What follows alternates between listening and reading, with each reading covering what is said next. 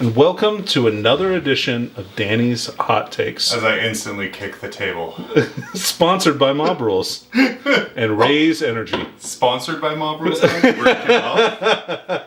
Okay.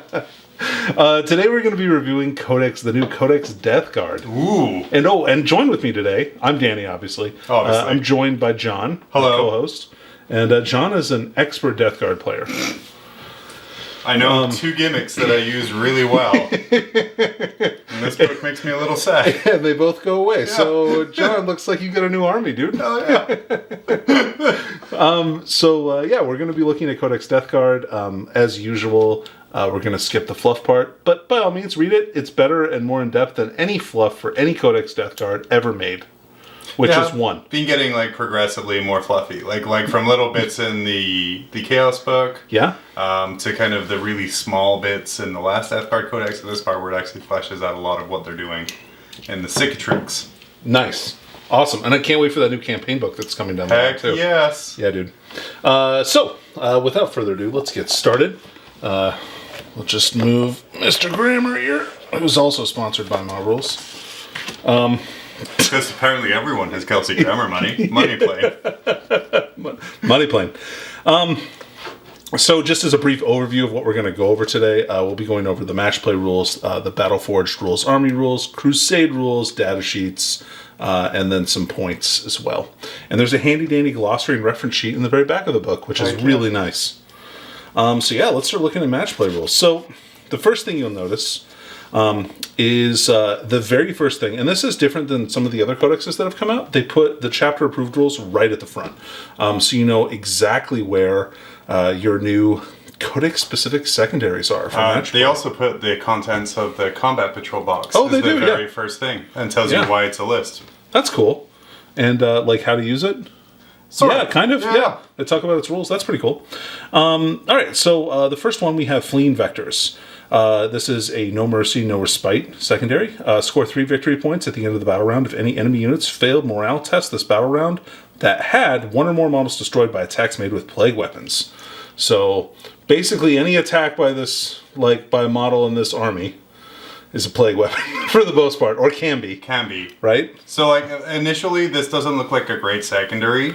But as we're going to see with the stratagems and some of the weapons, there are so many ways to just cripple morale. Yeah, you can do some cool morale tricks. Yeah. So this is pretty cool. And keep in mind, you can only use these, of course, if every model in your army has the Death Guard rule. Yes. Or Death Guard keyword.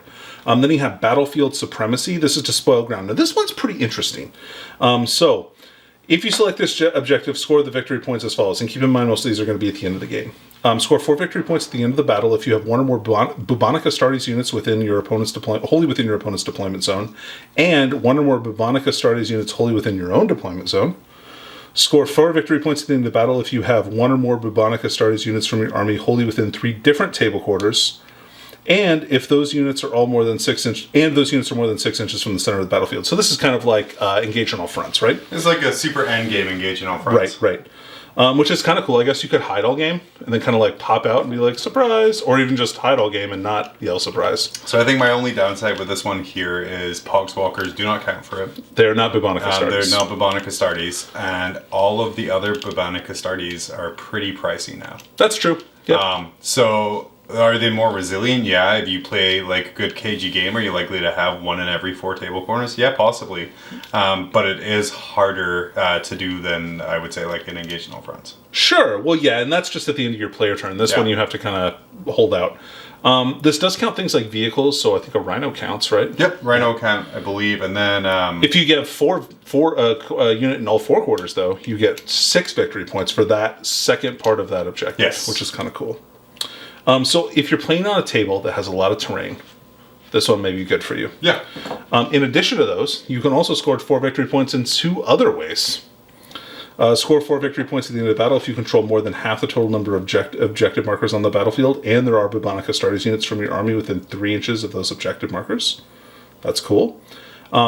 And score 4 victory points at the end of the battle if every objective marker on the battlefield is within range of a contagion range of a unit with a contagion ability from your army.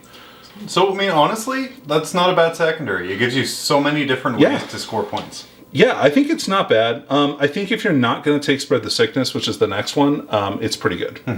But you should absolutely take the next one. I think Spread the Sickness is very solid, especially since the units that are going to be utilizing this aren't really doing anything other stuff anyway, mostly. So Spread the Sickness is an action that you can take for Death Guard infantry models. One unit in your army can start to perform this action at the end of phase if it's within 3 inches of an objective that has not been contaminated. A unit cannot start this action while there are any enemy units, excluding aircraft units, within 3 inches. This action gets completed at the end of your turn. That's a great sign, right? Like, right off the bat, that's a solid sign. Anything that you can do at the end of your turn rather than the start of your next command phase is way more powerful because it gives your opponent no opportunity to interact with it. Roll 1d6 on a 4+ that objective marker said to have been contaminated. Okay. Or you can just have the unit performing the action take d3 mortal wounds, and then you just contaminate them anyway. So have your guys like maybe try and pee on it, and they might miss because they have no fingers because they're all lepers. Or you can just have them just die on it. Yep. That's fine too. And there's lots of ways to get them back. And then so score 3 victory points at the end of the battle if each objective marker on the battlefield has been contaminated. For each objective marker, not every objective marker. So this is great, I think. It doesn't matter if it's in your deployment zone or not. That doesn't matter. So that's awesome. And things like Poxwalkers can do this particular action and no other actions.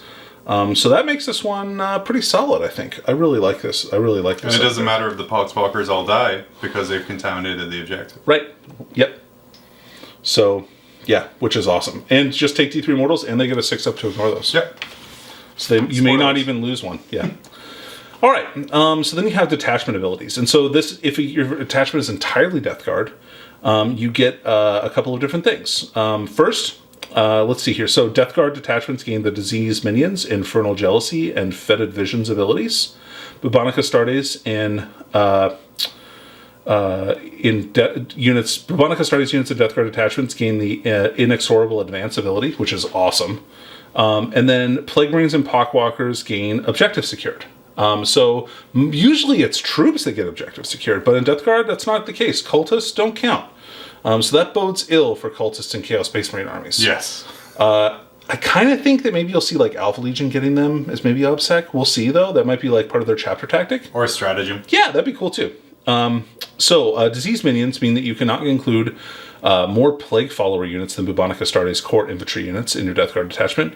So these Plague Follower units are, of course, Cultist units so far. Right. And then you cannot include more Poxwalker units than Bubonic Astartes core infantry units in each Death Guard detachment in your army. So keep in mind these core infantry for these guys is going to be your Plague Marines, your Possessed, in your Terminator squads. So Death Shroud and the, what are they called? Blight Lords? Blight Lords, yes, thank you. Then you have Infernal Jealousy. You can only include one Lord of the Death Guard unit in each Death Guard detachment, and you can only have one Demon Prince in each Death Guard detachment. I thought this was interesting because I'm pretty sure the Demon Prince has Lord of the Death Guard. It does. So I don't know why they've decided to do that. Maybe there's Demon Princes that won't be Lords of the Death Guard that you can take. I don't know. But yeah, so only one Lord of the Death Guard. Got to watch out for that. Which makes battalions pretty hard to fill out. Yeah, so basically you have your Lords of the Death Guard, which are going to be like Chaos Lords, the Lord of Contagion, the new Lord of Virulence. Is that what he is? Yeah. And then you have the Demon Prince, of course. But then your other HQs are basically all sorcerers or you have two. Malignant Blightcasters, right? You have two. You have a Chaos Sorcerer and Terminator armor, right, and the Blightcaster, and that's it. So, right. So between these two rules, Death Guard have to jump through a lot of hoops to like make an army list. Like they don't have kind of the free reign that a lot of other armies have. Getting that tile love. I mean, it makes sense like lore-wise, and what they're doing a lot with the previous Codex is where they're aligning the rules to be way more like the lore. Right. But at the same time, it makes army construction like a giant pain because if I want to take a battalion, I have to take a Psyker. Right. So, yeah, it would be really nice if... you know what else that limits you to? you can't take aboard the Witch Nope. if you take a battalion. Which is like a favorite of mine, to be honest with you. So it really promotes patrols. And this next rule also actually super promotes patrols as well. Yeah, so the Fetid Virion, which is you can include up to 3 Fetid Virion units in a Death Guard detachment, while only taking up the space of one elite's battlefield role slot. Each of these units must be from a different data sheet.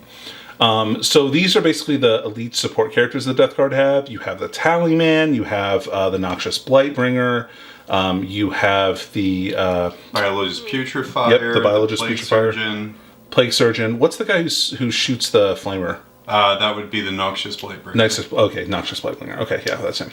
Okay, yep.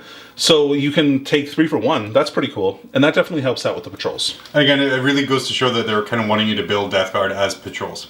I would say rather than battalions. I can see that. That does kind of make sense.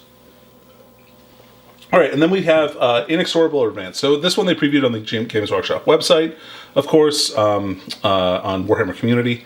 So if you didn't, or units count as remain stationary if it didn't fall back or advance in your previous movement phase.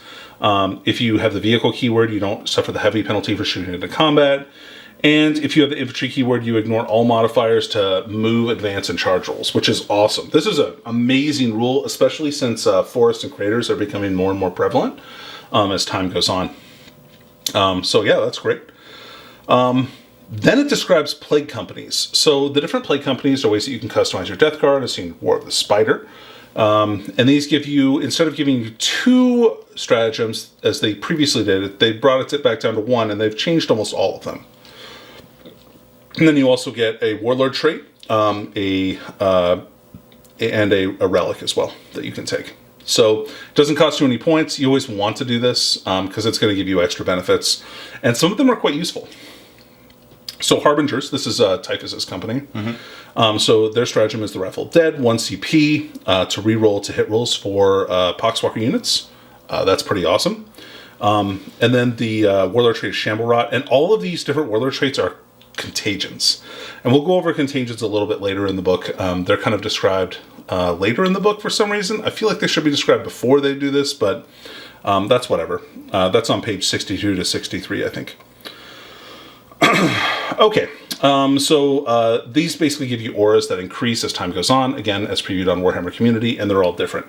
So the Shamble Rot Contagion does mortal wounds and an aura, and then Infected Remains is you basically get to pick an objective marker, and then you give that a contagion, whatever contagions that model has. So if they have a Warlord trait, like for instance the Shamble Rot, they can give Shamble Rot and the Death Guard contagion that they have, which is -1 toughness if your whole army is Death Guard, which is pretty cool. Then you have the Inexorable. These are like Tank Master guys. So this is, you pick a vehicle unit, they're once your opponent declares a charge against them, and now they're -2. So that's pretty cool. And that does stack with other things as well. And then their Ferric Blight. This one is awesome. If enemy units are within range of them, their any AP value for Inexorable units that target them is an extra -1. So that's combat, that's shooting, and this aura does bubble out to like 6 inches, I think, on turn 4, right? Yeah, that's pretty awesome. And if you put it on a Lord of Contagion, you get an extra 3 inches. on it. Oh, man, everybody wants that. So then you have the Relicus Leechspore Casket. And this is each time an enemy model is destroyed by a result of a melee attack made by the bearer, one friendly vehicle model within 18 inches regains a wound. You can gain up to 3 wounds per turn for this relic. So that's per player turn, not per battle round. So potentially you can gain 6 wounds if your guy is still in combat, which is kind of cool. Mortarian's Anvil. Okay, so full disclosure, this one's my favorite. This is the one I would always pick because I think the Warlord trait, the stratagem, and the even the relic is pretty good. So the stratagem is basically after an enemy unit charges one of your units, you declare them, you pay 1 CP. Any of your units within 3 inches can heroically intervene into them. That's awesome. So there's some pretty neat combos there that you can do, especially with a bunch of like Terminators or something like that. If you really want to fight something nasty and you want to put the full force of your army into them, you can definitely do that. You have the Gloaming Bloat is their Warlord trait. This one is amazing. So Enemy units can't fire Overwatch or set to defend against that character, or against if as long as they're within contagion range. So if they choose to set to defend instead of firing Overwatch, like they don't get to use it if he makes it into combat with them, for instance. And you can never reroll to wound rolls or to hit rolls if you're within range of the contagion. So that's nasty. This is the one I would take on Typhus, I think, or not Typhus, but Mortarion. Like no rerolls against him is rough if he's close by, because he always counts as being turn 6 or turn 4. Right. So he's got a 6-inch bubble of contagions, I believe. And then their relic is Warp Insect Hive, which lets you reroll to hit and to wound rolls for the bear. Just straight up reroll to hit, reroll to wound. So that's rad, especially if you have a lot of attacks. You've got the Wretched. These guys are Psychers and Demon Summoners. That's why they're wretched. That's right, they are. Mortarion doesn't like them very much, does he? Well, they're not Demon Summoners anymore. Well, that's true. Wow. We'll get to that. Yeah. So the Wretched has 7-fold Blessing, and this is like a pre-game upgrade for a Psyker. Yeah. And it lets you know an extra psychic power, and you can reroll 1 psychic test for them, which is great. Once per phase as well. Yeah, so it's in your opponent's phase as well. Yeah. They can reroll. I don't know if that counts for deny or not. I have to look that up. I don't think denies a psychic test. I don't know. Yeah, I think you're probably right. And then you've got the Eater Plague. And this is when an enemy unit is within contagion range of this unit. Each time an attack is made by a friendly Wretched model, an unmodified to hit roll of 6 automatically wounds. That's pretty darn good. And then they have Tome of Putrefaction. Anytime you use a psychic power, and it's 7 or more, the closest enemy takes D3 mortal wounds. Otherwise, if you roll less than 7, and they just take 1 mortal wound. Even if you fail, I don't think it has to be success. Nope. So I think this is one of the reasons Wretched is my favorite, because the way that you have to build Death Guard now is you're taking a sorcerer anyway. Sure. And with Wretched, this is pretty much a super smite. Yeah. It makes your regular smite into a super smite. It makes your regular smite into a super smite. Yeah. It guarantees that you're just doing mortal wounds off the That's pretty cool. And that is one of the strengths of this army. The mortal wound output can be crazy good. Next, you've got Poxmongers. Now, these guys were really good in the last in War of the Spider, and they've been toned down quite a bit. You can pick a Demon Engine unit for 1 CP, and this is your shooting phase. They can make ranged attacks with blast weapons at engagement range. That's rad. Super good. And you can add 1 to the hit roll. So not only are these guys shooting into combat with heavy weapons for no penalty, because that's something that all Death Guard units can do, they also just get +1 to hit for 1 CP. So your Plague Burst Crawlers are hitting on 2s. Yeah. Because, all those guys got a +1 ballistic skill as well, so pretty spicy. Sanguineous Flux is -1 leadership within contagion range and subtract 1 from combat attrition tests. And this is one before where I think it added negative APs in close combat in War of the Spider, if I remember right. That sounds right. So this is kind of, we're seeing like a lot of same name, different gimmick now. For sure. So this combos up well with the Noxious Blightbringer, I believe, is the guy. Yep. So, because he also gives a -1 to combat attrition tests, so he would be a -2. And this works really well with the secondary, where you're trying to make people run away. Morale. That's pretty cool. And then the Iron Clot Furnace, you instead of everybody within 6 getting a 4+ invulnerable save, you have to pick a unit and they get 1. But they can move away from him now, so they don't have to stay close, which is kind of nice. Because you just pick a unit during the command phase and they get a 4+ until your next command phase. All right, then you've got Ferrymen. Let's see here. So their stratagem is select 1 Ferryman Fetid Virion model. So these are the support heroes. And then select 1 of their aura abilities, and it increases the aura by 6 inches. That's brutal. There's a bunch of cool abilities that you can use with that that are very powerful. And then you've got the droning. While an enemy unit is within contagion range, at the start of your opponent's movement phase, have the movement characteristic of them to the end of the phase. This is kind of cool on Mortarion, because it just makes it harder to run away from him when he gets close to you. And what's great about all of these traits is kind of as previewed on the community site, but Mortarion gets a smorgasbord of oh my god, he has traits. 4 Warlord traits. Come on. God. I can't wait to see what Magnus does now. He's going to be way different too. I'm excited. But Mortarion's also is super cool now. Their relic is awesome, actually. I really like it. So it's the Ferryman Scythe. It's a Man Reaper. It is basically the same. The cleave profile is exactly the same, I believe. Plus 3 strength, minus 3 AP, 2 flat damage.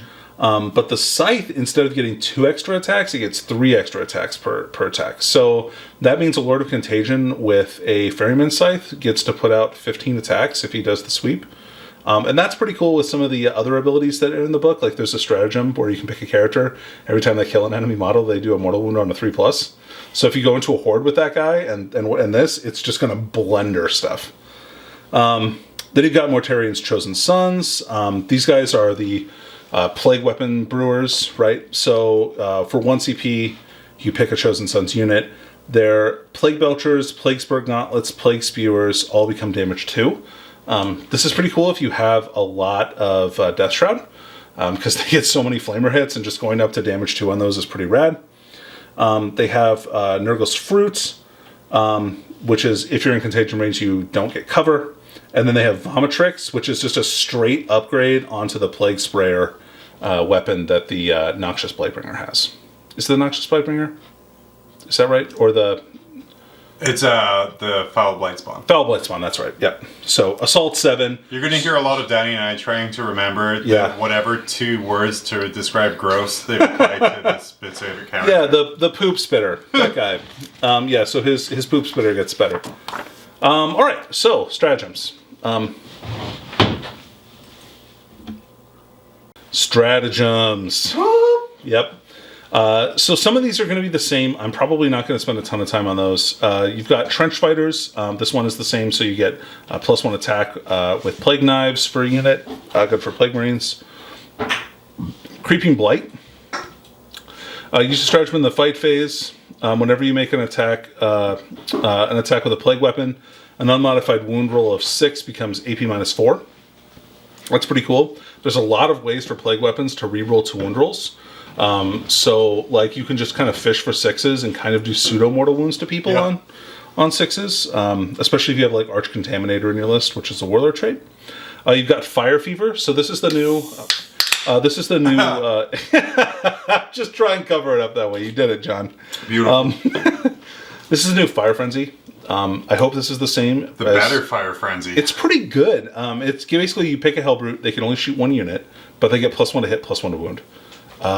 That's rad, especially since you can take a multi-melt on a Hellbrute. I think that's really solid. Make him hit on 2s. Love it.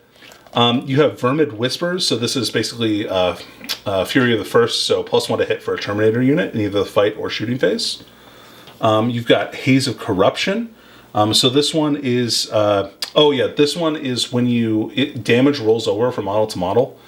Since flails don't do that anymore. Flail of Corruption no longer, damage doesn't spill over. But, honestly, real talk here, I would give up all my flails by the fact that I can now give Death Shroud Haze of Corruption. I can go for their main damage profile, which has the better AP. Sure. And do the same amount of wounds I would at the lesser damage profile. Right, absolutely. So being able to... I have like 10 flails planted and ready to go. I'm real sad about them. But there's other reasons we'll get into why they're not so great anymore. But the fact that, like I said, I can now make Death Shroud or kind of multi-profile weapons, I can like get the benefits of both. So I get the higher AP and the damage everywhere. Right. Which is awesome. Yeah. And just being able to like cycle through 3-1 models a little bit quicker is very nice. Then you've got Eternal Hatred. This is for all intents and purposes. This is the new Veterans of the Long War, and it costs 2 command points. So a little bit of an upgrade to expenditure there. Mutant Strain is for Poxwalkers. This is the same. If you roll a 6 to hit, does 1 mortal wound. If you roll 1, they take a mortal wound after the fight. This combos up really well with the Harbingers reroll hits and wounds. Yeah, that's pretty nice. Then you've got Diseased Effluence. So this is for you select a Death Guard character from your army, and 1 enemy unit in engagement range. Your Death Guard model takes 1 mortal. Okay, that's too bad. And then roll a d6 on a 2+. The enemy unit takes 2d3 mortal wounds. That's a pretty good trade, I think. That's an entire character. For sure, and it's in command phase. For half of a Plague Marine. Sure. Well, it has to be a character model. Oh, okay. So, but still. Yeah, for 1 wound. 25% of poop spawn. Sure. Or if you have no undamaged models, or if you have no undamaged models around your Plague Surgeon, you just have him keep cutting himself and spilling stuff onto himself to do 1 mortal wound, which he might save. and then also do 2d3 mortal wounds on a 2+ to whatever he wants to. Plague Marine's been shopping a hot topic. Plague Surgeon's shopping a hot topic. Yeah, exactly. If it's a character model, though, they only take D3 models. Oh. Then you have Unclean Machine Spirit. This is for a Machine Spirit model. You get to count as being on full wounds. So this is, of course, Land Raiders, other Forge World units with Machine Spirit. You've got Befouled Incubators. This is the one I was talking about before. This is for a Death Guard character model. Until the end of the phase, each time an enemy model is destroyed by an attack by that model, roll d6. On a 3+, the enemy's unit takes 1 mortal wound to a maximum of 3. So just a nice way for 1 CP to get potentially 3 extra mortal wounds or something like that. Pretty nice. But he can also, like a guy with 15 attacks is probably going to do 3 mortal wounds, which is pretty dope. Release the Toxins. This one's kind of weird. So you pick a character with a relic, and they unleash the toxins within the relic. Okay, that's cool. So roll d6 for each enemy unit within 7. On a 2 through 5, they take a mortal. On a 6, they take d3 mortals. It's only 2 CP. You get to use this once per game per character. It's not terrible. I just don't think it's super good. There's more efficient ways to get immortals off a death card. But this is just another way that you can pop more mortal wounds if you want to spend all the command points on it. Then you have Eruption of Filth. When one of your Death Guard character models dies, roll a d6 for each other unit within 3, excluding Nurgle. On a 2 through 5, they take 1 mortal wound. On a 6, they take d3. Especially good for like characters on 1 wound left or something like that kill your guy. You can be like, all right, well, 1 CP, you die too. Have a nice day. Champion's Disease. So this is for your champions. John loves this one. Big fan. Yeah? Okay. Yeah, it's good. I think it's good too. So this lets you take a Relic of Decay for a model with the champion profile. Or the champion word in their profile. And they can take the Reaper of Glorious Entropy, the Plague Skull of Golgotha, Galithia, Plague Bringer, or the Separating Plate. Separating Plate on like... So again, I keep buffing Death Shroud here, but if you're throwing a big group of 5 Death Shroud into people, if the champ has a 2-up save, is rocking the... Well, doesn't he already have a 2-up save? Right, but the way they changed the relic is, again, another way to just kind of keep pumping mortal wounds. Sure. Yeah, if he takes some wounds, you can do some damage back to him, which is pretty nice. And you can use this twice. Once per 1,000 points. Right. Gifts of Decay is the relic one. Again, twice. Play Chosen is the Warlord trait, extra Warlord trait. You can use this twice as well. Then you have Grandfatherly Influence. So this is for a Chaos Spawn unit. I think this one is great. Yeah. So it's 1 CP or 2 CP. It costs 1 CP if you have 3 or less models in the Chaos Spawn squad, or 2 if you have more than that. They get +1 toughness and disgustingly resilient. That's awesome. That is a lot of wounds that gets -1 damage and goes to toughness 6 for very inexpensive point cost. So I'm pretty hype about that. I think that's a good expenditure for 1 squad. Mm-hmm. I don't know if I would take 2 though anymore. You've got Sickly Corrosion. So use a stratagem in the fighter's shooting phase when a Death Guard unit from your army makes an attack with a plague weapon that scores a hit on an enemy unit until the end of the turn. Each time an attack made by a Death Guard model against an enemy unit, reroll 2 and roll 1. So basically, if you tag somebody with a plague weapon, all the rest of your weapons that aren't in your army sort of become plague weapons too. Kind of cool. You got Belching Fumes. So this is for Mephitic Blight Haulers. You pick 1 unit at the start of your opponent's Mephitic Blight Haulers unit at the start of your opponent's shooting phase, and they reduce all the attack values of shooting weapons that shoot at them by 1. So this will take Multi-Meltus, for instance, to 1 shot instead of 2. Pretty nice, since there's a lot of very high shot weapons that you use for this stuff. Mm-hmm. It makes them pretty resilient to Inceptors. And it'll cost 2 command points if you have 3 Blight Haulers in your unit. Otherwise, it'll only cost 1. You got Blight Bombardment. I got a prop for this one. Oh, okay, yeah. John is very sad about this change. They did preview Blight Bombardment on the Warhammer community page, so I won't be going over it a ton, but needless to say, John's dreams of throwing 1,000,000 grenades and killing knights is no longer valid. My completely unbalanced gimmick army. What the hell? What do you mean I can't do that anymore? Yeah. I feel for you a little bit. So, okay, I mean... But just a little bit. I think it's a good change. Yeah. Because it means I'm not spending 400 points to suicide one squad of Plague Marines at something that I want very dead. Sure. That's it. Okay, that's fair. I'm not a super fan of the Lord of Virulence. Oh yeah, it does get cheaper if you take him. But I can see kind of fringe uses where you would let him. I think he's decent if you have a bunch of Terminators or a bunch of Plague Marines, because they can just walk up the table and shoot 20 or 40 shots. You know what makes him not decent though? What's that? Is the jealousy of the Death Guard rule. Yeah, that's fair. Anyway, strats. So you've got the Dead Walk again. 1 command point, you roll 76 on a Poxwalker unit, and every 3+ you get 1 back. You know what this combo's great with? Poxwalkers? The Stratagem. Oh, sure, to kill your guys. To kill your guys. Yeah, it's pretty bring cool. Bring them back. 1 CP. I like it. Cloud of Flies is, of course, back, as it always has been. Except now, if you use it... I have a prop again for this one. Well, yeah, but paying 4 CP to make your Terminators unshootable is still good. It's still good enough, right? Yeah. No, I mean, it's a good change. 4 CP makes it one of the most expensive stratagems of the game. Ooh, yeah. But having a squad of 10 Blightlord Terminators, who we're going to show you some stuff later on, where they can mess up something very quickly. Sure. Making them intargetable is worth the 4 CP sometimes. It's pretty good. Note that they also made it so that they lose the bodyguard rule. If that's the case. For Death Shroud, yeah. Yeah. So, then you have Break Their Spirits. So this is when a Death Guard Terminator unit destroys a model in an enemy infantry, beast, or swarm unit, they get -4 leadership. -4 is a big number. Oh yeah. Taking somebody from leadership 9 to leadership 4. Dude, it's the perfect number. 4 is perfectly average. It's a great number. But again, it combos really well with that secondary where you're trying to make people run away. Morale. Yeah. So if you have a Terminator heavy army, maybe that's the one you take. Not too bad.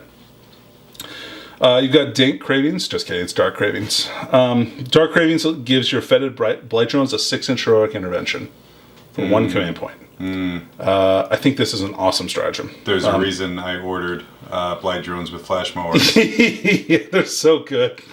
And this Dank Cravings is exactly why. It's so dank. Then you've got Demonic Gluttony. So this is another one for Death Guard Demon Engines.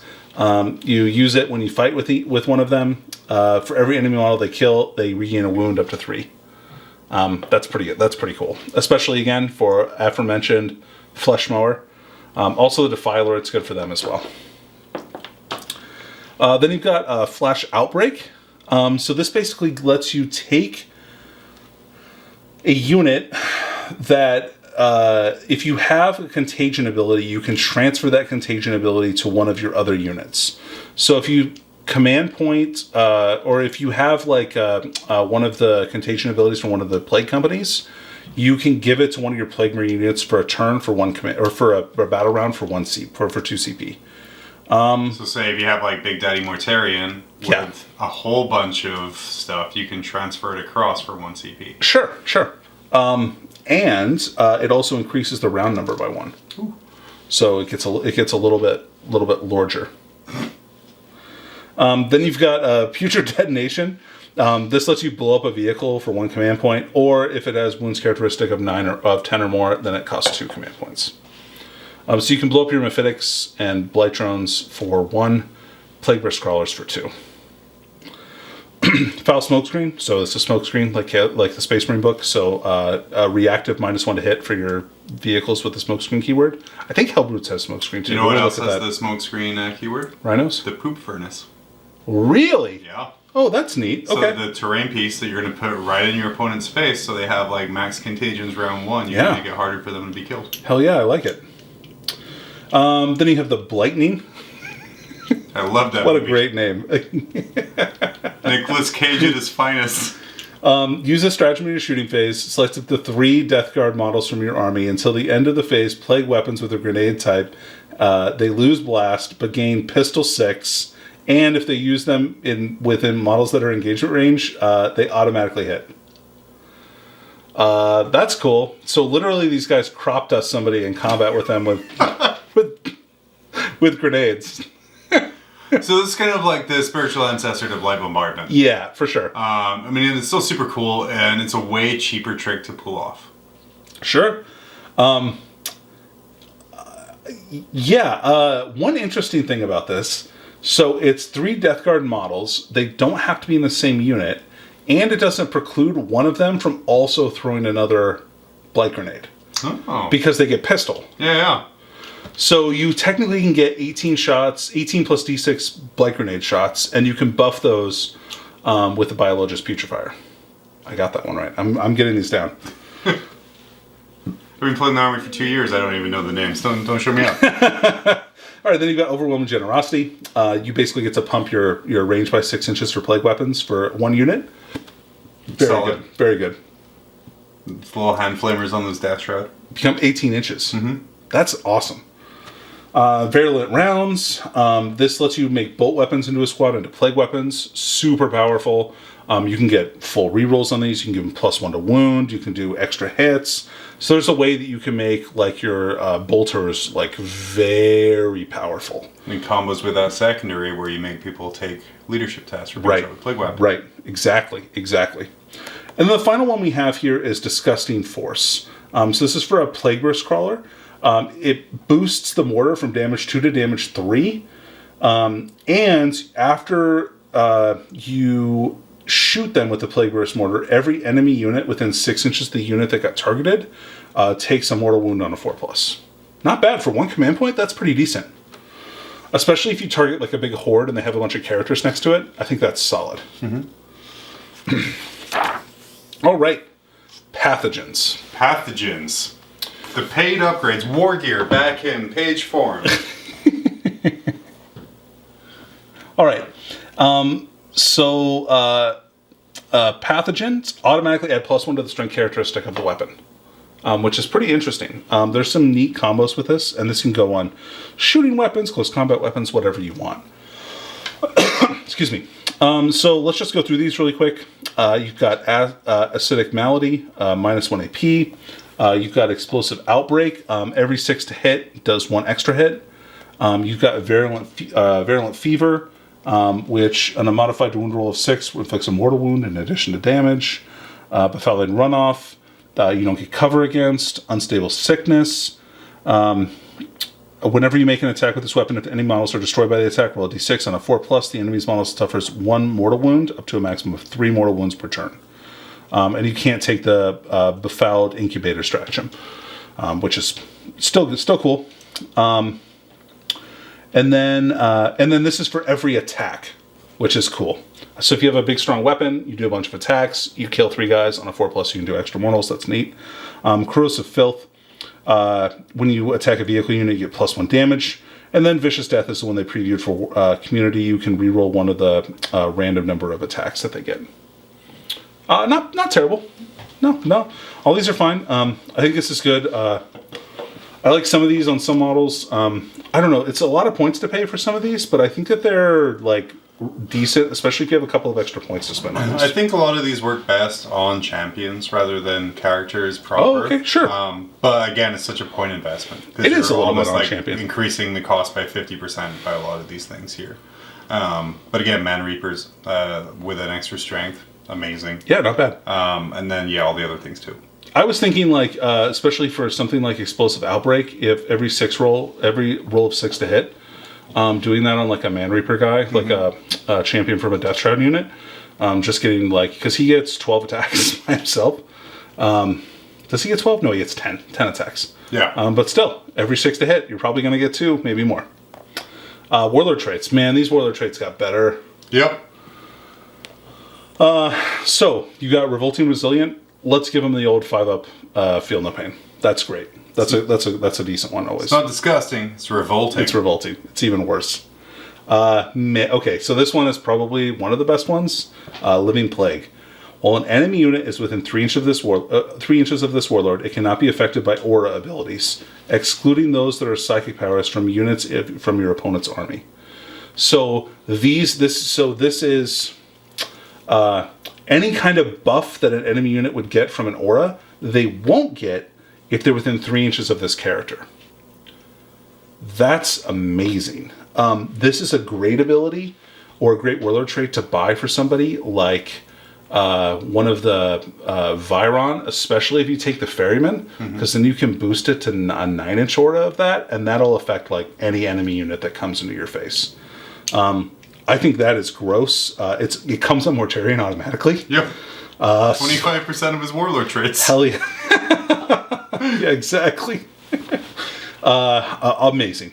Hulking Physique basically gives you +1 wound and transhuman physiology, so can't be wounded on a natural wound roll of 1 to 3. That's very good. That's very, very good. Arch Contaminator did get changed a little bit. It's a 6-inch aura. And each time a model with this, a model in a unit with this ability makes a melee attack with a plague weapon, they can reroll the wound roll.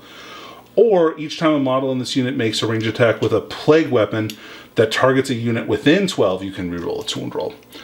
So if you have a character that's pretty aggressive, putting them up there, this is super awesome. Again, another one of Mortarion's traits. It's obviously not quite as good as it was before, No, but it makes way more sense and fits better with the playstyle that Death Guard has now. Sure. One thing that you can do with this that you couldn't do before is that this says reroll the to wound roll, not reroll fail to wound rolls. So if you have something that does mortal wounds on 6s to wound unmodified, that means you can reroll and just shoot for 6s.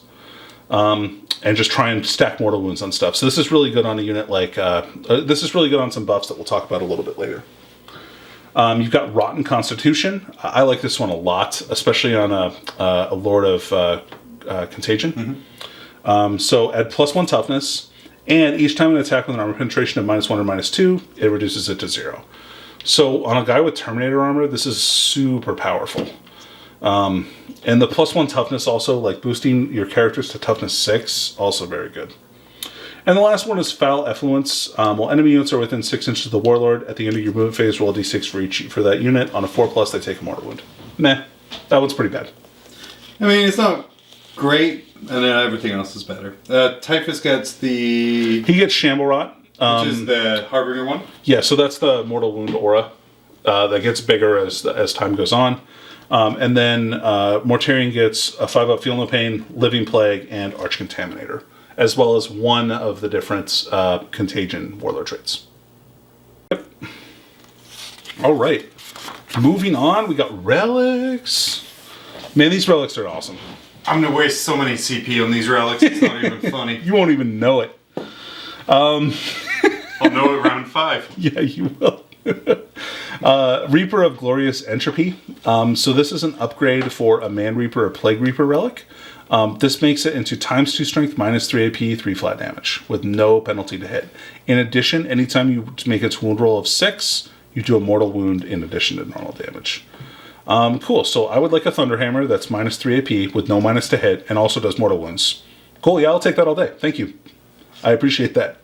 It's very kind of you to offer that to me. Plague Skull of Galithia. So this is once per battle at the end of your movement phase. The bearer can use this relic. If he does, select an enemy unit within 6. Roll 7d6 for each 4 through 5. They take a mortal. Every 6, they take d3 mortals.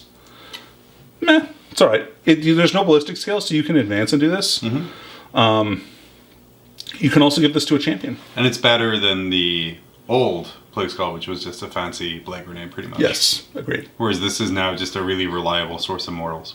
Agreed. Demon's Toll. This is for the Noxious Blightbringer. This one is money. Once per battle at the start of your opponent's movement phase, the bearer can use this relic. If he does, select an enemy unit within 6. Till the end of the phase, each time that unit is selected to fall back, roll 1d6 on a 2+. They can't and have to remain stationary instead. Have you ever wanted to be locked in combat? I know I do. Fugaris' Helm is the same, so add 3 inches to the range of aura abilities. Are Contagions auras? Yes, I believe so. We'll look at Contagions in a minute. We're getting there. Then you have the Putrid Periapt. This is for a Malignant Plaguecaster. The bearer knows 1 additional psychic power, and anytime you successfully manifest a psychic power, you regain D3 lost wounds. It's the same as War of the Spider, but it's a really solid little relic. That's a nice little relic. Was that tied to a plague company before? I believe it was. I think so, yeah. Then you've got Tollkeeper. This is for a Tallyman. This one's awesome too, actually. especially if you have big unit of Terminators. I think this is money there. So you got Tollkeeper and Aura. While a friendly Plague Company core unit is within 6 inches, each time a model in that unit makes a ranged attack, an unmodified 6 scores 1 additional hit. That's pretty cool. So this helps out with them, especially if you have the Lord of Virulence around. You can get those money -1 AP shots on there too. Revolting Stench Vats for a Foul Blightspawn. This gives him the Revolting Stench aura. While an enemy unit is within 6 inches of the bear, that unit cannot make use of any rules that allow it to fight first and never counts as having made a charge move this turn, irrespective of any abilities the unit might have. So this is his old built-in rule. Correct. That's now a relic. So his role did change. His role became the same as the Judicar or Justiciar. Sorry. Which is so it's not bad. That's a nice little thing, and there's ways that you can boost this as well, which is cool. I still think that's a great relic. It's super good, and the nice thing is like we went through some of the play companies, and there's ways to add 6 inches to that aura range. Exactly. Man, it's 12-inch aura of that. Yeah. Get out of here. So we got Separating Plate. This gives the bearer a state characteristic of 2+. And each time an enemy unit fights after it makes its attacks, if this bearer lost any wounds as a result of the attacks, roll 1d6 on a 2+, the unit takes a mortal wound. So this has changed a lot. Yeah. So before it was any successful saves on a 4+, you did a mortal wound back. So if you did like 15 successful saves and you rolled 13 4+, you had 13 mortal wounds. Right. Now it's just 1, but it's way more reliable. Sure. And you have to take damage. Yeah. Which, if you didn't take damage, I guess that's enough of a bonus anyway, right? It's great on like a Possessed champion or Plague Marine champion. I think those are both good uses for it, just to tank some wounds, maybe. But yeah, I think it's decent. Very good. The last one we have here is Plague Bear. So this replaces a Bale Sword, Demonic Plague Blade, Plague Knife, or Power Sword. It replaces it with the following statistics: +2 strength, -3 AP, 2 flat damage. It's a plague weapon, and each time a model is destroyed as a result of an attack with this weapon, that model counts as 2 destroyed models for the purposes of morale test this turn. So pretty cool. This is another thing that you can give to a champion. I like to give this to a Blightlord Terminator champion. I think that's solid. Especially if you want them to fail morale tests, because then you can also use the thing that makes them -4 leadership, and they're gonna fail. So what I like about this, and especially with the secondary for Death Guard, is you can spread those negatives across an entire army. For sure. So you use one CP to do -4 to one unit, and then this other unit you attack with this guy, they get the minuses and kind of spread. So even if your opponent does negate one of those morale tests, you're still scoring your secondary point because you've spread so much negative morale around. Sure, that makes sense. Yeah, it's a good relic. Contagion Discipline. So these changed quite a bit, I think. Way better. Yeah, I think they are better. You got Miasma of Pestilence. This is the same, so Warp Charge 6, -1 to hit for a friendly unit with an 18. And it doesn't have to be visible, which is nice, so no line of sight required. Gift of Contagion, Warp Charge 5. If selected, select an enemy unit with an 18. Until your next psychic phase, subtract 1 from the strength characteristic. If you rolled an 8 or more, they're -1 strength, -1 attacks. That's pretty good. That's a great debuff. Plague Wind, Warp Charge 6. Select an enemy unit within 18 inches. Roll d6 for each model. On the roll of a 6, they take a mortal wound. If you psychic test for 9 or more, they take 1 mortal wound for a 5+ instead. That's pretty cool. Putrescent Vitality, Warp Charge 7, Death Guard Infantry unit with an 18, until you're the start of your next psychic phase, +1 strength and toughness. So this Warp Charge went up by 1. Warp Charge 7 is like... So right on the cusp of being hard to cast. The reason it went up by 1 is because I think the Death Guard by Contagion, where everything is -1 toughness when you're in close combat with it. Sure. So if you're giving your guys +1 strength, it's kind of way harder to just... That's true. 2s, cool, everything's dead. Well, and like making the Terminators toughness 6 makes them so much harder to kill. Or just anything. Basically, all their stuff is toughness 5 anyway. It doesn't even matter. All right, so Curse the Leper, Warp Charge 6. Select the closest enemy unit within 18 of the Psyker. Roll 76. For each test that exceeds the enemy unit's toughness characteristic, it takes a mortal wound. You've got Gift of Plague. So this one's new.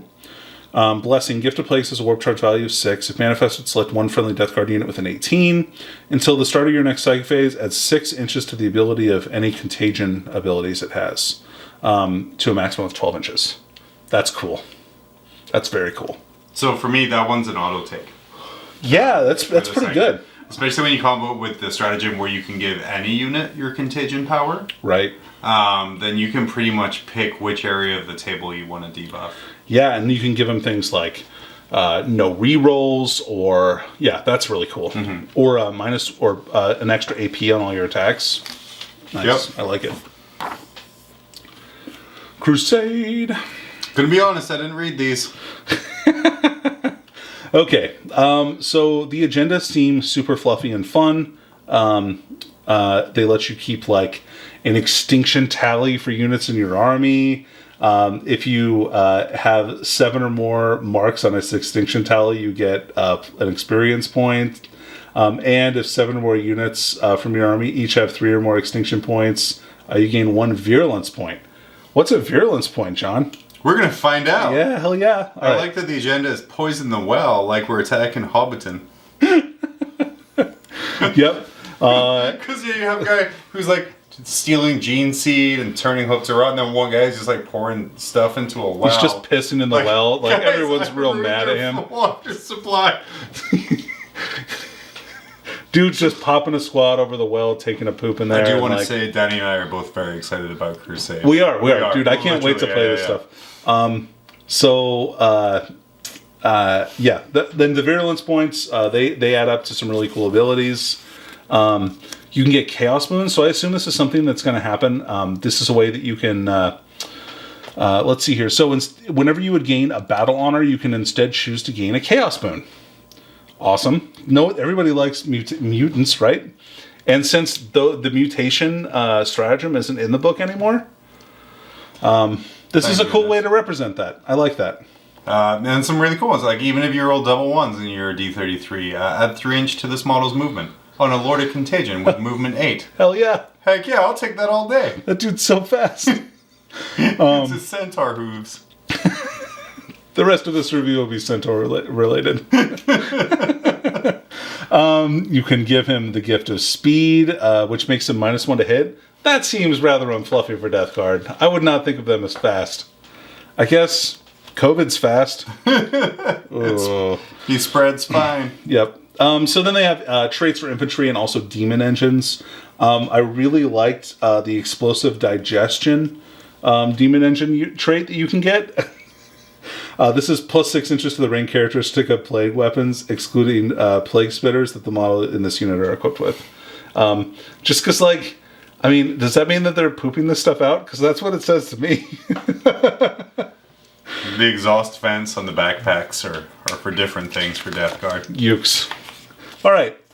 So then you have virulence points that you can spend. And these are kind of the special Death Guard ability, like... I believe. So, like, Necrons have, like, the lordly titles that you can give your guys and those side effects. Or Space Marines have, like, Masters of the Chapter. Death Guard got STDs. Death Guard got STDs. When you muster your army, you can upgrade 1 Death Guard Warlord by making him a Plague character. Or Plague Carrier, sorry. If you do so, they gain the Plague character keyword until the end of the battle.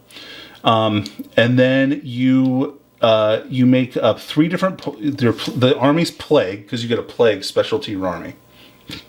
John, you can come up with all kinds of new diseases to fight me with. So you have your vector count, which is determined... so your plague's current vector determines what enemy units are contaminated by your army's plague and when. Infection, when your army's plague contaminates an enemy unit, its current infection determines what will happen to the contaminated unit. And then terminus, your plague's current terminus will determine when the units stop being contaminated. So, like, basically, you have the vector, like, how they get contaminated, the infection, what happens to them, and then the terminus is when it's over. Thank God, finally. So really cool charts, like super fun. Man, how fluffy is this stuff? I can't wait to dig into this and play games with it. Definitely check this out. I'm very excited to play games with some Crusade games with some of these cool rules. Like, for instance, you could have a bleeding vector. So each time a plague carrier model from your army makes a melee attack against a unit, if a hit is scored, the unit is contaminated. Uh-oh, I shot you with my bolter. I hope you're ready to get contaminated. And then infections, it could be pox-ridden. Half advance rolls and charge rolls made for infected units. You got shot really hard. Brutal. And then the terminus, let's say that it's growths. Okay. So like you sprout some mushrooms and then it like goes away. At the end of your turn, roll 1d6 for each contaminated enemy unit that suffered casualties this turn, subtracting 2 if the unit being rolled for was contaminated this turn. On a 2+, the unit is no longer contaminated. So that's kind of cool. Just like ways that you can kind of debilitate the enemy army, and they're just extra buffs that you get, which is rad. Heck yeah. And then you have requisitions.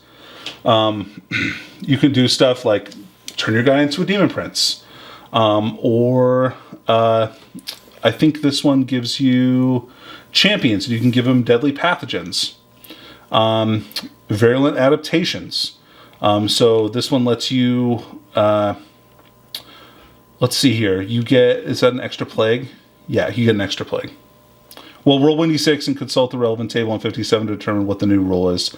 Oh, so this lets you switch out your plague for new symptoms. Nice. Then you have some Crusade relics. The one that I really liked was the Orb of Decay. Once per battle, the bearer can unleash this relic. If it does, roll a 1d6 for each enemy unit within 6+. On a 2 through 3, the enemy unit suffers 1 mortal wound. On a 4 through 5, it suffers D3 mortal wounds. On a 6, it suffers D6 mortal wounds. Oof. Don't get hit by the Orb of Decay, John. That's a lesson to learn. Especially with all the other mortal wounds I can throw there. Then we talk about some armies here, and then we get to data sheets.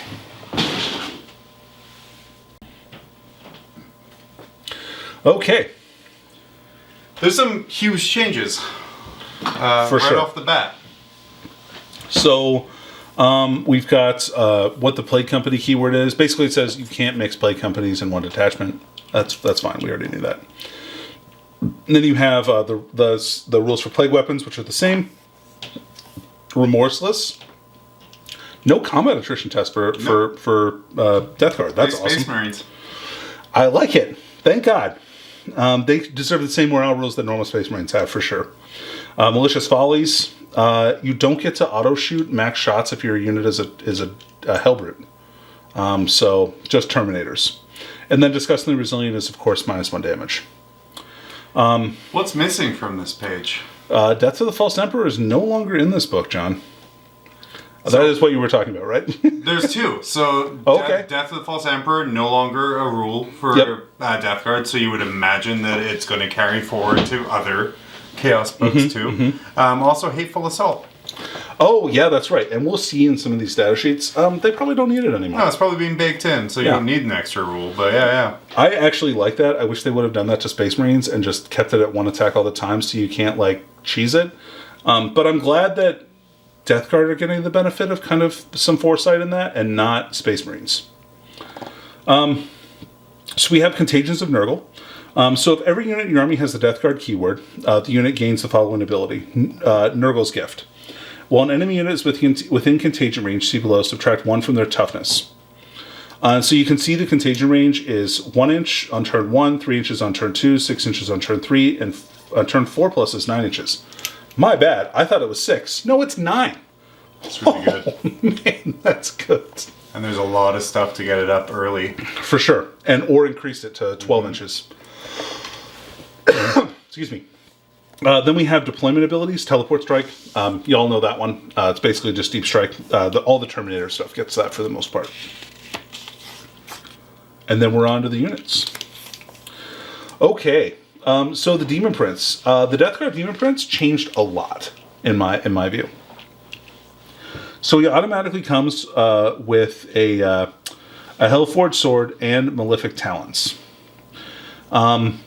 So he's got 6 attacks base. That's amazing. That's so many more attacks than he had before. That's pretty scary, actually. So he if he has Fetid Wings, he gets a move characteristic of 10, not 12. So he went down by 2 inches in that respect. But he's 8 inches move base, and he was 8 inches before too, right? Yeah. I believe so, without wings, yeah. So you can also see the Demonic Axe is no longer -1 to hit, which is rad. The Hellforged Sword is -3 AP instead of -2 AP. Also awesome, and still flat 3 damage. Yeah, that's rad. And then the Malefic Talons are Strength User -1 AP and 2 flat damage. And if you get to make 1 extra attack with Malefic Talon with each Malefic Talon you have, kind of like Lightning Claws. So he basically gets 7 attacks every single turn, no matter what happens, just with his base build. Either 6 attacks with an axe or sword, or Malefic Talon, or you can replace the sword with another Malefic Talon, and then he'll have 8 attacks. But the attacks are pretty low quality. I probably would never do that. I'd probably just stick with a sword, which is awesome because that's what the model has, and the model is dope. I have it. It's great. I love it. I love that model. If you have a Hellforged Sword, you can take a Plague Spewer. But if you can't take wings and a Plague Spewer. Huh. So that's a big change, because I definitely always took my guy with wings and a Plague Spewer all the time. Because I thought that was pretty useful to have a little fly range is a attack. great keyword to have, but it's a lot of points for 2 inches. I agree. Especially since, now normally I'd say, oh yeah, fly, why would, but okay, he doesn't ignore that because he has the monster keyword, he's not infantry. I was thinking that he got to ignore some terrain penalties for just being Death Guard, but he doesn't get to do that. I don't know, that's hard to say. Hard for me to say. But he does have Demonic, so he gets a 5-up invul, and he still rerolls 1s within 6. But only for Death Guard core units, and not demon units of Nurgle. So that's another change. He can manifest 1 psychic power, deny 1. He knows smite and 1 other power. That's it. Big changes for that model, actually. Big same on the psychic powers, though.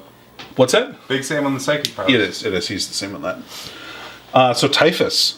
Typhus got quite a bit different. So he got 6 attacks instead of 5, because he had 5 before, correct? Mm-hmm. Yeah. And then he's got a Mastercrafted Man Reaper. And he also has Blight Grenades. One thing they didn't do is they didn't put Blight Grenades at any of the profiles on any of the units in this book. Because they're all consolidated, I guess, in the back.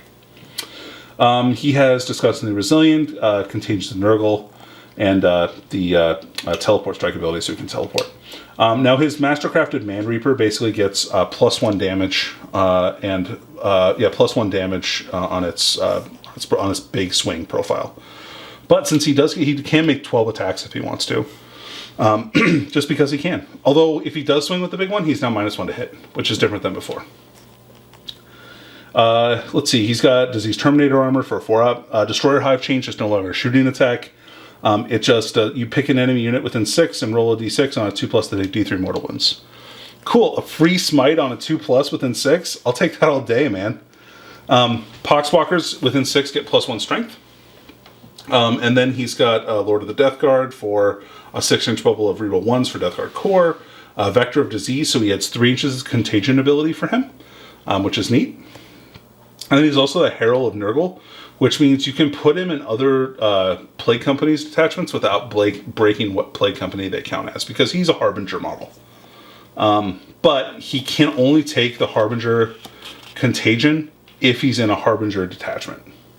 So you can't buy him an extra Warlord trait. What do you think of him, John? Do you still like Typhus?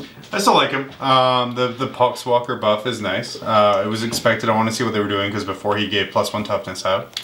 Sure. And so the +1 strength is nice, because that takes him up to strength 4. Right. Maybe they don't even need +1 toughness. Yeah, and I don't think they even need +1 toughness. And the way I view Poxwalkers being used is sort of secondary fodder. Right. And then, or suicide squads who are going in and just fishing for 6s for mortals. Or just blocking up real estate. They don't really super need a high strength, so it's a nice buff. He is a Lord of the Death Guard, so he does take up your 1 character slot. So if you take him, you can take a Demon Prince, you can take another Lord of Contagion. But he's a really solid choice. And he's also a Psyker too. Yeah. I did not say that, but he still gets cast 2, deny 1, and knows 2 extra powers. Which is great. I like him. I think he's still very solid. Then you've got the Death Guard Chaos Lord. Now this guy. Very different. So went up to toughness 5, got an extra attack as well. So he's got 5 attacks base. He comes with an Astartes chainsword. I think it's the only chainsword in the book, which is interesting. And then he can swap out for the normal Chaos Marine weapons. He can take a combi weapon. He can take, or he can take a Bale sword. I think is the only plague weapon that he has access to. So probably you're going to take a Bale sword, which is good. I mean, that makes him 5 attacks at strength 5, -3 AP, reroll 1 to wound. He's the cheap HQ choice. If you want just a support character to hang out, he's the way to go. And as a Chaos Lord, he doesn't get weaker the higher he ascends in the Death Guard now, because he gets to be T5 like the rest of the boys. And he gets disgustingly resilient as well. So that's awesome. Then you can take him in Terminator armor if you want to as well. Mm-hmm. You can also take the Lord of Virulence. The new model. The new model. And his ability, basically, he gets a Power Fist that is a plague weapon. And then he's got the double plague spewer, so heavy 2d6, strength 5, -1 AP, that auto hits. And he lets you reroll 1s. He has the Master of Destruction aura, so plague company core units within 6 make a ranged attack with a plague weapon. Unmodified wound roll 6 makes them extra -1 AP. Yeah, he's okay. I don't think he's great, but I think he's okay.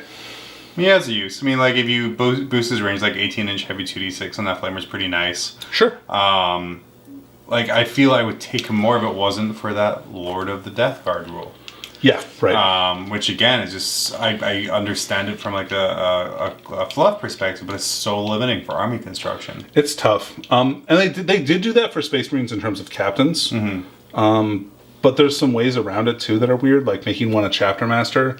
And then also, like, if you're Blood Angels, you can make them Death Company, and then they don't count. I don't know if it's such a great rule. I don't know. I'd have to see it played out and see how much it actually limits you. Something I like about all these characters, though, is especially the Terminator characters, is base movement 5 now, regardless of their armor. Sure. They still keep their 4-up invuln. Yep. Because they have diseased Terminator armor. Oh man, that's so good. So yeah, so we have a 2-up, 4-up invuln character. So I mean, I see use for the Lord of Virulence. It's just yeah. And a 6-1 character with -1 damage baked in is pretty good. It's just the whole limiting for, like, because for me, Lord of Contagion, which we're going to see next, is kind of like the huge winner of this book. I think he's the best Chaos Lord. I think he's the best Lord to take, which is great. I'm finally glad that he's a unit that you want to have in your army. So he is movement 5, weapon skill, ballistic skill 2+, strength 4, toughness 5, 6 wounds, 5 attacks. So basically, I think you got plus 1 attack, right? I think he's basically the same. Hateful Assault baked in. Yep, all the time. So he can either have a Man Reaper, or he either has the Plague Reaper or a Man Reaper and Orb of Desiccation, which is a brand new weapon. The Plague Reaper now is ×2 strength, -3 AP, 3 flat damage, -1 to hit, plague weapon. So it's a Thunderhammer that's a plague weapon that is -3 AP. I think that's an amazing weapon, especially with 5 base attacks. I think that's great. And then the Man Reaper, if you want to, is also very good. It's a fine compromise, especially if you're taking maybe the Relic one. I think that's pretty good. And then he gets Vector of Disease, so +3 inches to contagion, his contagion range, that's awesome. And he still has he's got Lord of the Death Guard baked in now, which is great. He can still teleport, still got Disgusting Resilience, still got Contagion, and he's got a 4-up invul. I love him. I think he's awesome, and he's not that many more points than a normal Chaos Lord. The best HQ. Like, there's no reason you can't find 15 points to take this guy over a Chaos Lord, or 20 points, or whatever it might be. Yeah, and the ability to customize him is great. Mm-hmm. I like the... if you're going to buy a plague weapon ability for him, the one that gives you extra hits on 6s is pretty cool with such a powerful weapon as a Plague Reaper. You've got a Death Guard Sorcerer and Terminator armor, and the Malignant Plaguecaster. Those are your only other HQ options. So you're going to take one of these characters, and then if you're going to take a battalion, and then you're going to have to take one of these other ones. So buy your Malignant or you can take all Plaguecasters if you want to, I guess. So buy those Malignant Plaguecasters. You're going to need one. So the Death Guard Sorcerer is what you would expect a Terminator character. 5 wounds, 2-up save, 5-up invul. He can take a Chain Fist instead of his Force weapon, which I thought was weird. Like, normally you think of a Sorcerer and you're like, oh, for sure, he's going to have like a force weapon. No, you can just give him a chain fist. So to be fair, like all the builds I've done with him has had him having a combi melta and a chain fist. Yeah, I think that's probably not a terrible build. Because like it's a single character you can drop down wherever in the smallest little space. It's going to be a real threat to vehicles. Sure. And he's pretty resilient too. T5. And you know what you could also do? You could buy him that weapon upgrade that gives him +1 damage against vehicles for his chain fist. And now he's got a strength 9 chain fist that does 4 flat damage against vehicles. I'm into that. Yeah. Then you've got a Malignant Playcaster. He has literally not changed at all. Nope. He was perfect as was before. Yeah. Oh, you can buy him a bolt pistol if you want now. Nope, I refuse. He was perfect as he was. Don't make me. Yeah, that's cool. Plague Marines. And look, you even have a detailed explanation of what is what for Plague Marines. So these guys, their war gear options stayed the same, but roughly the changes are sort of massive. There are 2 wounds now, T5. Their squad maxes out at 10 instead of 20. Right. They get an extra attack all the time, like you would expect. Sorry, if we didn't say it specifically enough before, everything in this book got +1 attack mostly. Hateful Assault is gone. Everything has +1 attack, which is great because you want to be in combat longer than 1 turn. Sure. Hateful Assault is dead, long live Hateful Assault, baked into my profile. Some things that did change, like they changed the Demonic Plague Blade to be +1 strength. Let's see, what else? Flail of Corruption. Flail of Corruption is different now. R.I.P. Okay, so Flail of Corruption is now +1 strength instead of +2 strength. It's -2 AP. It was -2 before, right? It was -2 damage. And it's 2 flat damage, which I like. Oh no, it was 2 before, right? It was 2 before. It was. It doesn't carry over, and you make 2 attacks instead of 1d3 for every attack. So this combined with Death to the False Emperor going away really has soured me on flails. Yeah, I think they're not great. I think they're okay. But yeah, I wouldn't be surprised if you see a lot less flails on the table. The double Plague Knives got an AP. That was pretty good. If you take double Plague Knives, you still get +1 attack, which is pretty cool too. And if it's just 2 melee weapons, you get an extra attack, right? So if you take the, you can take an axe and a Plague Knife, and then that guy gets 3 attacks too. That's okay. Still got all the plague weapons. All the flamers went up to 2 or 12 inches. Their icons are different now. Oh yeah, dude! Here I am saying they're not different. They have 2 amazing icons now. Yeah, instead of just -1 leadership, I think is what they were before. Icon is Despair's Inward Alphas. Roll a d6 for each enemy unit within engagement range of the bear's unit. On a 4+, they take a mortal wound. Cool. Awesome. Sigil of Decay. Each time an attack is made by a bolt weapon by a model in this unit, an unmodified roll of 6 automatically wounds. That's pretty cool. For to hit roll. Bolt guns? Sorry, for a to hit roll of 6. Yeah, that's cool. And remember, they always count as stationary, so they can fire. Like if you have a squad of 10, they always shoot 20 shots, even if they move around. So I think they're fine. They're a core unit, which is great. They get OBSEC, which is also great. And it's one of the only ways that you can get OBSEC in the army. Yep. It's very depressing. It's not depressing, John. It just is. Depressing. Sure.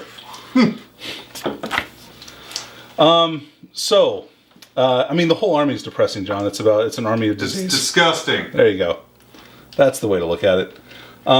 So cultists are still 30-man units, which I was kind of surprised by. They are basically the same. They can't get OBSEC. Their weapon options haven't really changed. They're fine. They're a good 50-point unit to take. They're a good slot filler.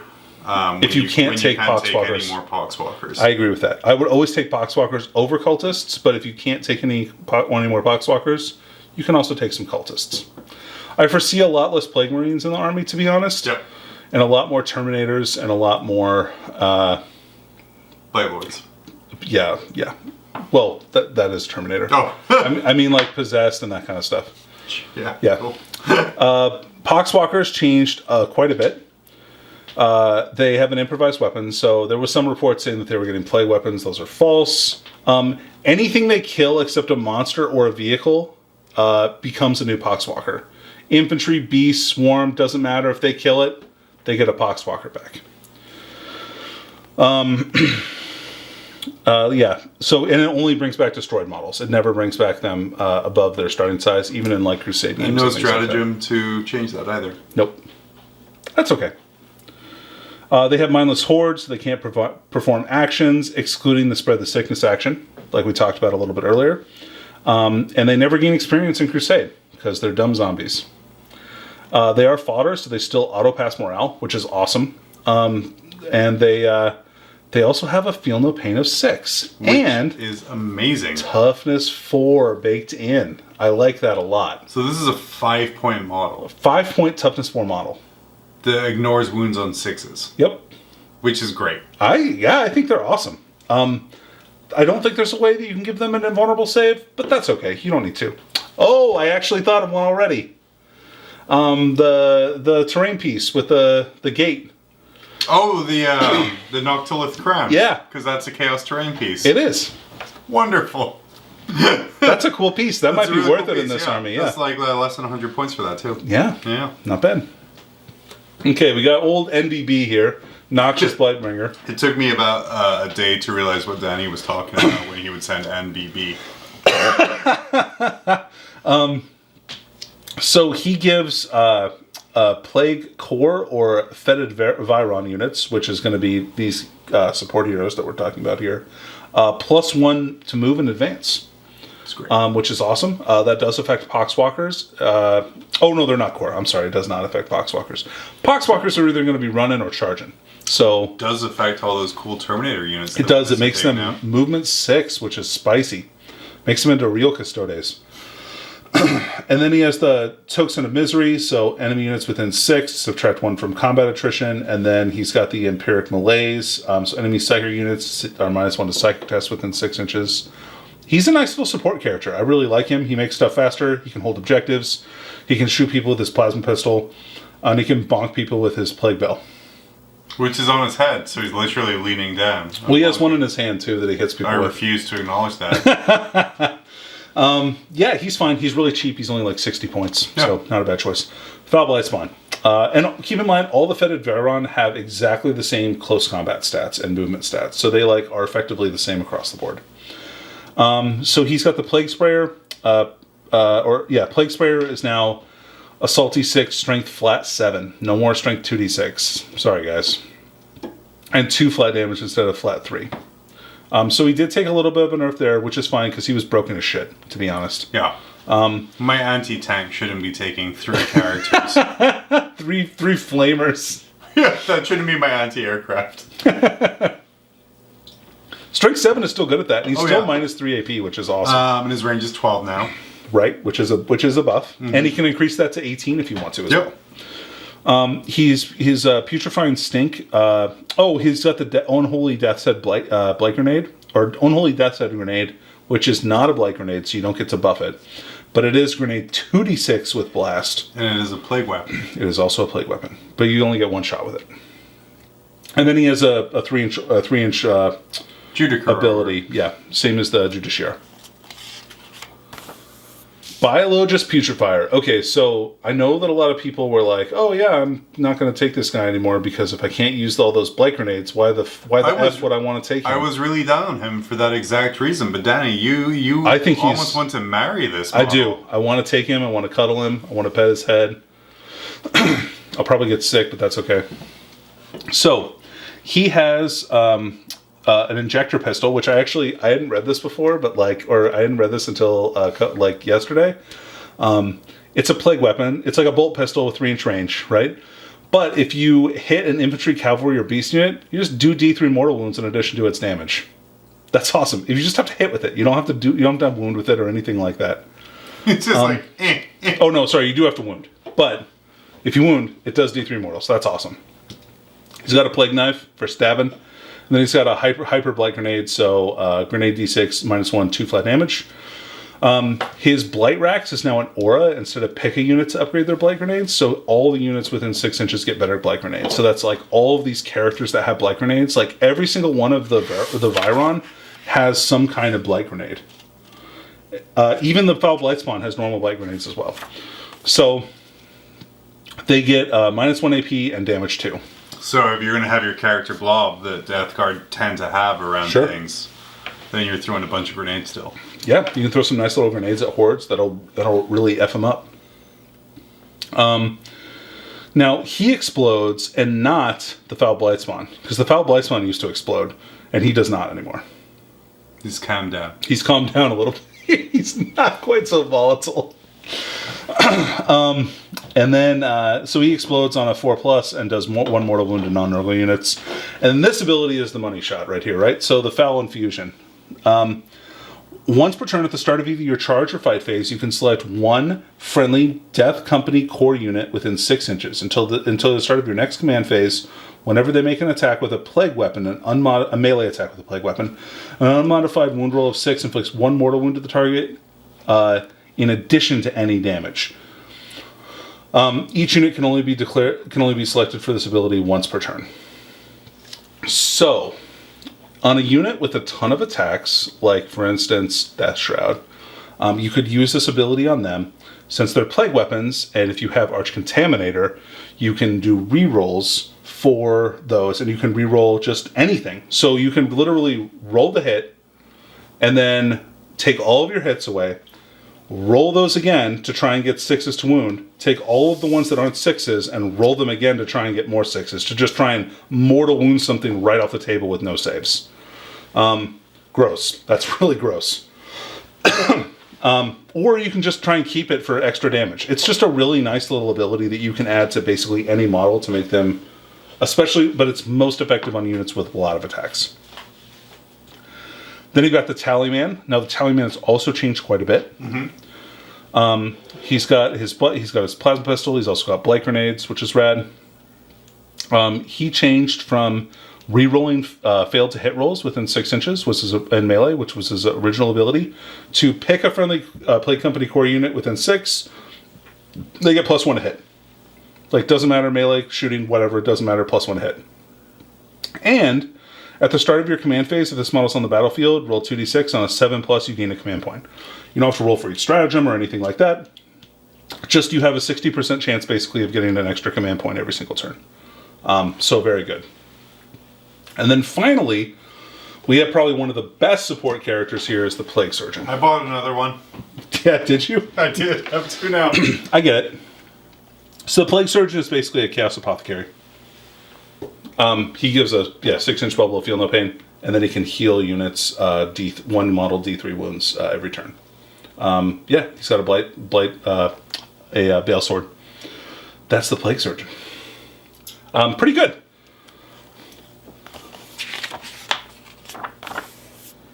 So, we got the power page here, John. The power page, the best 2 pages. Yep, we got Blightlord Terminators, Death Shroud Terminators. So, Blightlords, still 5 to 10. Now they're 3 wounds instead of 2, and they have 3 base attacks instead of 2 base attacks. Everything has an extra attack. They still have the 4-up invulnerable save. Now a lot of people are like, "Oh man, they went up to movement 5. Now they're only gonna have a 5-up." Nope, you were wrong. They still have a 4+ invulnerable save. They're still -1 damage. They're still exactly as beefy and gross as you would think that they would be. Man, these guys hit like a freight train. Being able to make their bolters into plague weapons is very powerful. You can give them full rerolls for that. You can do a bunch of really, really powerful abilities onto this unit. I think they're great. They're very, very good. They're great at mid-range board control. They're good in melee. They're good at shooting. It's probably the best all-around unit in the book. Whereas your Death Shroud Terminators are your hammer. These guys hit like a freight train. They changed a bit as well. I don't believe they were 2+ weapon skill before. I think they were 3. No, they were 3 before, yeah. Yep. They went up a movement value, also went up to 3 wounds, also got the +1 attack treatment. Death Shroud Champion having 5 attacks is so nasty. Especially now Man Reapers have 2 profiles. Right. So they can sweep So they can sweep, and a unit of 5 of them will put out like 41 attacks, or they can just power hit, and they'll be putting out like 20 attacks? Yeah, 21 attacks. That's a Nurgle sacred number right there, my friend.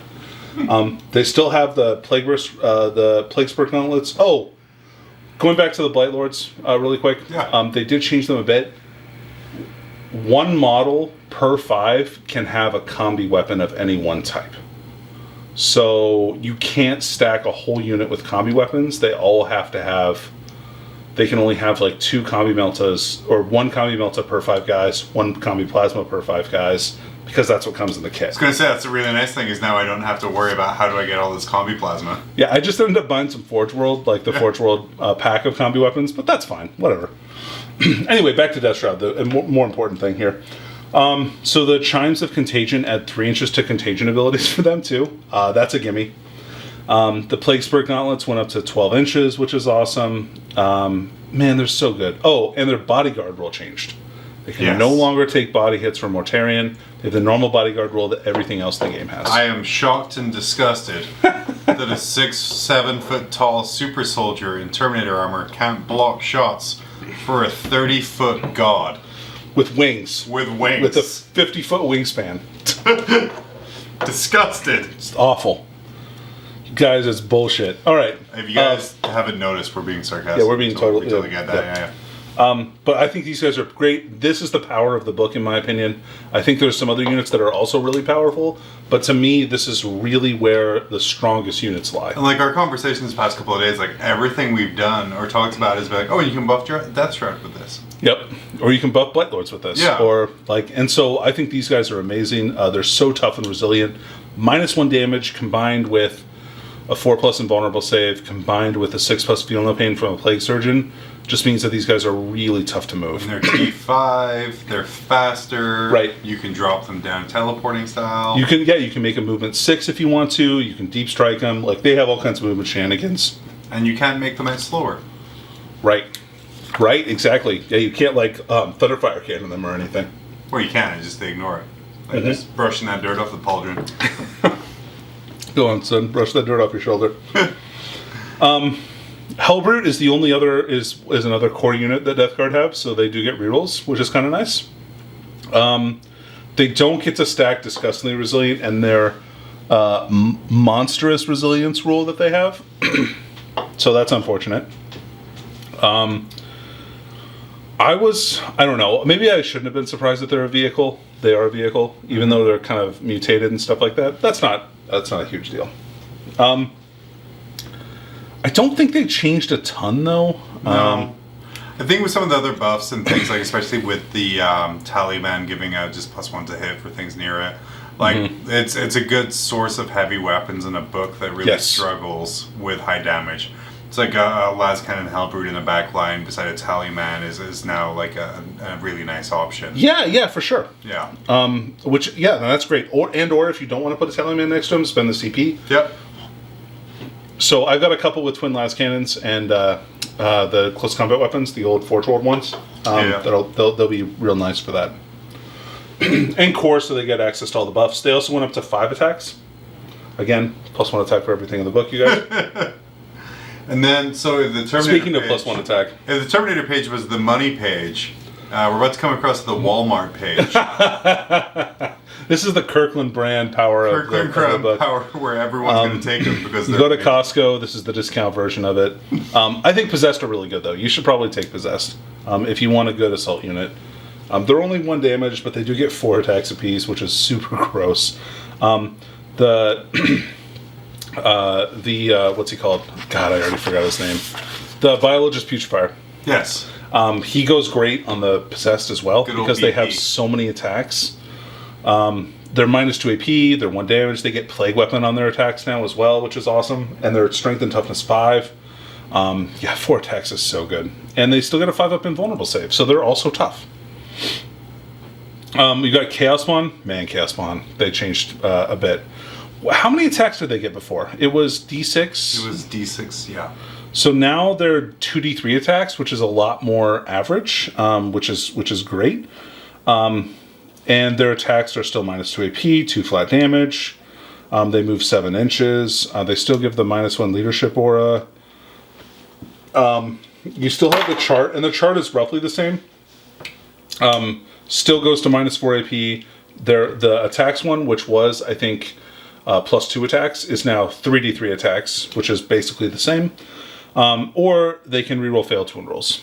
So combined with giving them disgustingly resilient for a super cheap point cost and +1 toughness to toughness 6 on a 4 wound model is good. So a unit of 5 of those going 7 inches across the table, toughness 6, Just -1 damage. Yeah, they're like a horde mulcher. They'll threaten the midboard. Yeah, I really Something like you these have guys. to deal with. Yeah, exactly. So you don't shoot other things that you don't want to be shot. Sure. Yeah. You could also outflank them. So if you take 5 of them, it's only going to cost you 1 CP to put them in strategic reserve. So that's one way to kind of really put some pressure on your opponent if you want to. Mephitic Blight Haulers. Man, these guys changed a bunch too. Mm-hmm. If you've been paying attention to kind of some of the instruction sheets that have been coming out, you've probably seen their new profile. They did go to weapon skill and ballistic skill 3+. They went from 8 wounds to 9 wounds, so +1 wound. And they got an extra attack. Their Bile Spurt got Blast, but it can also be used to tag units in engagement range, which is cool, because normally you can't do that. They still have a missile launcher, they still have a multi-melta, they still have the Gnashing Maw. They lost their cover aura. That's okay, but they are still -1 to hit in close combat. They do still blow up, but yeah, otherwise they've got disgustingly resilient.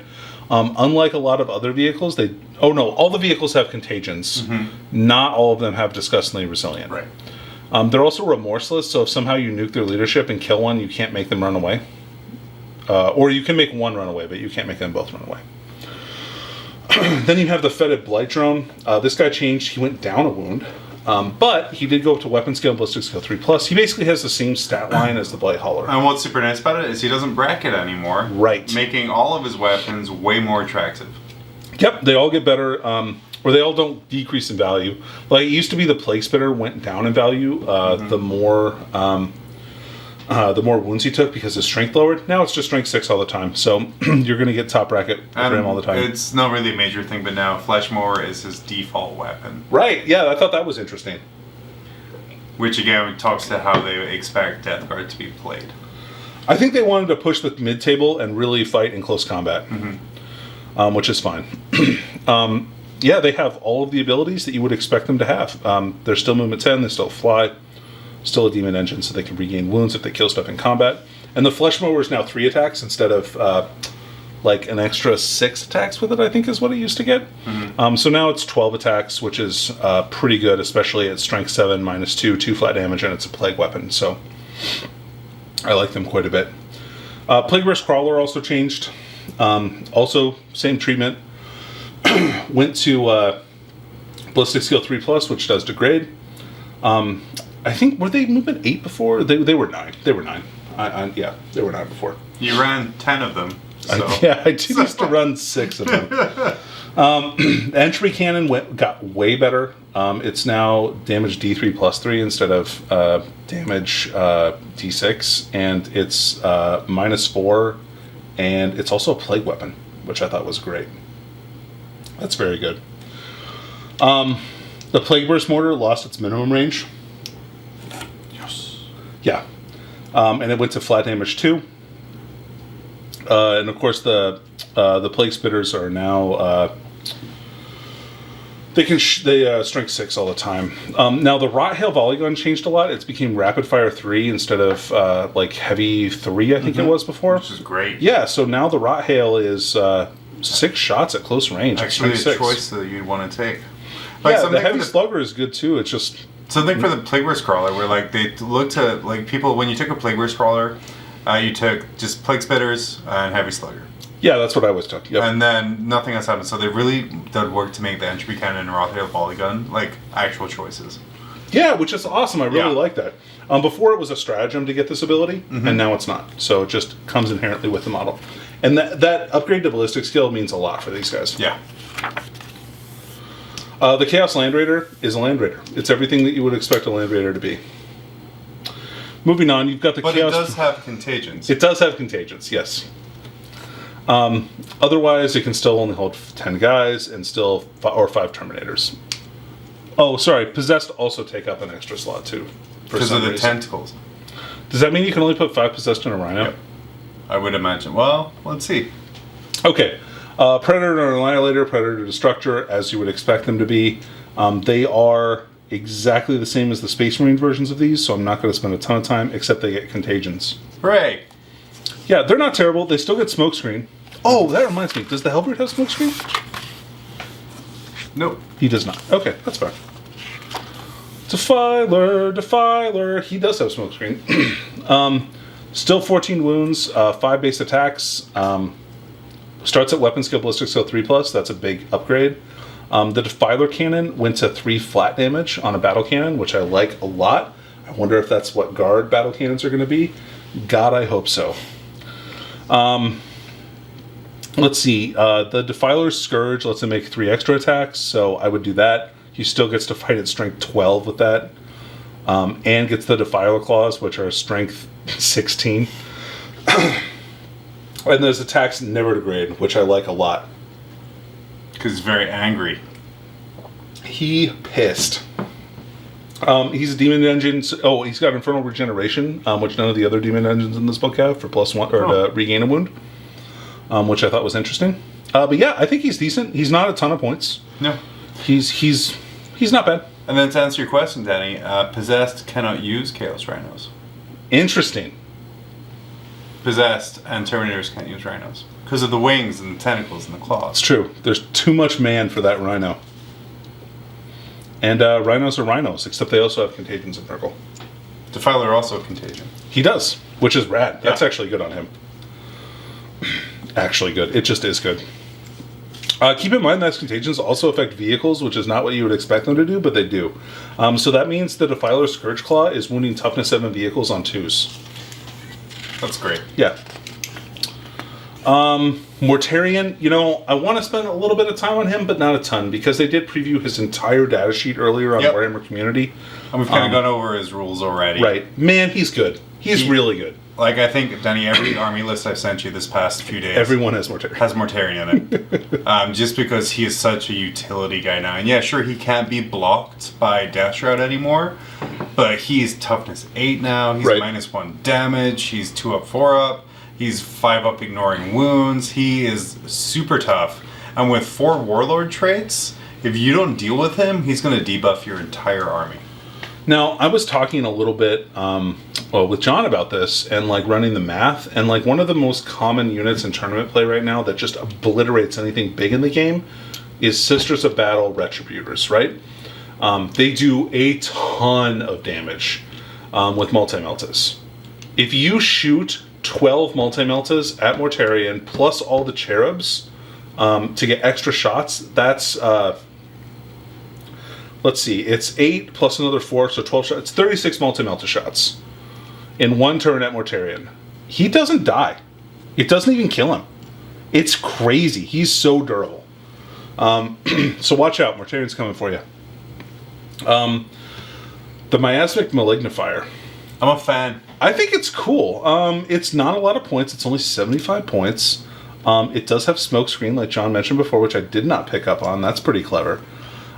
You get it and its little buddy, the Pox Furnace here, for the 75 points. You just have to put this within 6 inches of You know what's great about that is you're blocking off lanes. Yep, from vehicles. Now, stuff can move over these, but it does have the difficult ground keyword, so it costs double movement to move over it. So, a knight has to move up, over, and then down again, all costing double movement. This will trip up an entire knight's movement. Yep. So that's pretty rough. And the nice thing about this is for example, if you're taking Mortarion, he's making your battalion free. Your fortification detachment is free, right? Because of the Death Guard keyword. So all you have to do is take a battalion, right? So you see it. So you're only, and even you're not paying for anything. You're not paying any points for that stuff. Yeah. And you take 1 Miasmic Malignifier, and now after Danny with this review, you're taking 1 Noctilith Crown. Yeah, to maybe. Your Poxwalkers a 5 invulnerable. Pretty neat, yeah. You have a really solid, durable core. Yeah, I think that's not terrible. And this, of course, gives a